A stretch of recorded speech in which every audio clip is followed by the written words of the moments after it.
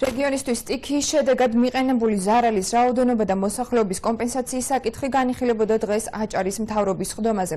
Ამ ეტაპზე დათვლილი ზარალის რაოდენობა მომხსენებელთა შეფასებით 2 მილიონ ლარს აღემატება. ზარალის ზუსტი ოდენობა და საჭირო თანხები სავარაუდოდ ხვალ გახდება ცნობილი.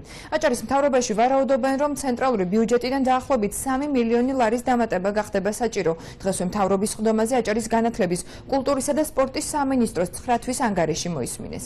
9 თვის განმავლობაში სამინისტრომ გამოყოფილი 24 მილიონი ლარიდან 21 მილიონის ათვისება შეძლო. 0%-ით შესრულებული მუზეუმების მშენებლობისა და რეაბილიტაციის პროგრამა 53%-ით შესრულდა საჯარო სკოლების ინვენტარით აღჭურვის პროგრამა. სხდომაზე სულ 13 საკითხი განიხილებოდა. დეტალები თემასთან დაკავშირებით იხილეთ მომდევნო გამოშვებაში. უკვე გამოცხადდა ტენდერი ორივე ობიექტზე და ბუნებრივი ის რაც დღეს არის ბავშვად ჩეთენილში ეს ყველაფერი ათვისებული იქნება წლის ბოლომდე.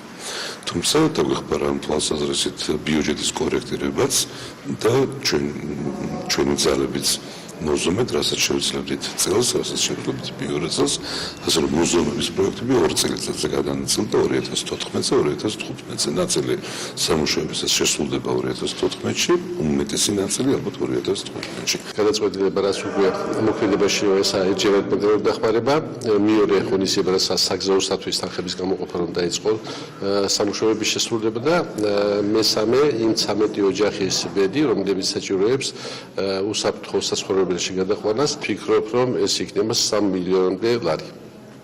ცენტრალური ბიუჯეტის დახმარება.